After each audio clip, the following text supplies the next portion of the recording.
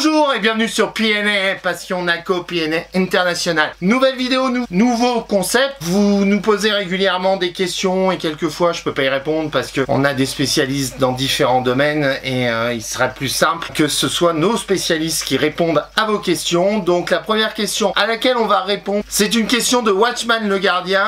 Qu'est-ce que c'est un CDC ou une AOE? Très bonne question, c'est vrai que quelquefois on peut être amené à employer des termes que nous on va comprendre mais que vous pouvez très bien ne pas comprendre. Un CDC, c'est un certificat de capacité pour espèces non domestiques qu'on aborde très régulièrement sur notre chaîne. L'AOE, c'est l'autorisation d'ouverture d'établissement, qui est devenu maintenant l'APO, l'autorisation préfectorale d'ouverture, mais en gros c'est la même chose. Le CDC, donc le certificat de capacité, c'est une autorisation administrative où on vous reconnaît la capacité de maintenir des espèces particulières. Donc souvent on demande un certificat de capacité parce qu'on veut des espèces qui sont soumises à certificat de capacité qu'on peut retrouver dans les arrêtés du 10 août 2004 et les arrêtés espèces dangereuses, etc. etc. Donc c'est une autorisation administrative qui vient reconnaître vos compétences dans la maintenance de certaines espèces. On reviendra un peu plus tard dans une prochaine vidéo sur comment faire votre certificat de capacité. Mais grosso merdo, c'est un document administratif. Vous rédigez un espèce de petit mémoire où vous expliquez un petit peu la législation, la maintenance, les espèces, vous décrivez tout ça. Et pour pouvoir le déposer, il faut avoir suivi une formation de 20 heures théoriques et 50 heures pratiques dans certaines conditions. On reviendra dessus. Donc ce certificat de capacité, c'est la reconnaissance administrative de vos compétences dans le maintien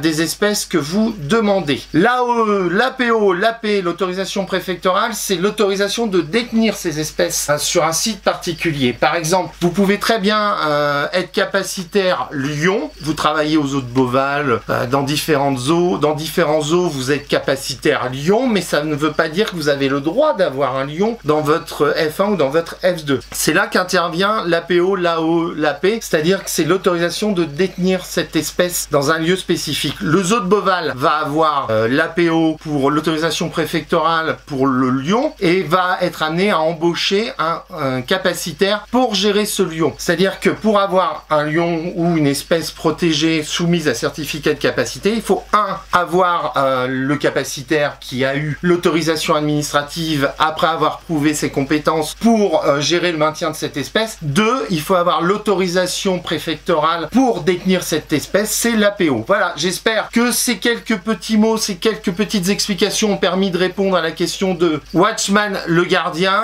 Si toi aussi tu as envie de poser une question, n'hésite pas à la poser soit en dessous sous la vidéo en commentant, soit par la page Facebook Passion Naco, PNA International, et on essaiera d'y répondre dans la limite de nos moyens. J'espère que cette vidéo vous a plu, ce nouveau concept vous a plu. En attendant, je vous invite à vous abonner à la chaîne, à partager un maximum, à lâcher un petit pouce bleu, puis je vous dis à très bientôt sur PNA International. Ciao, bye bye.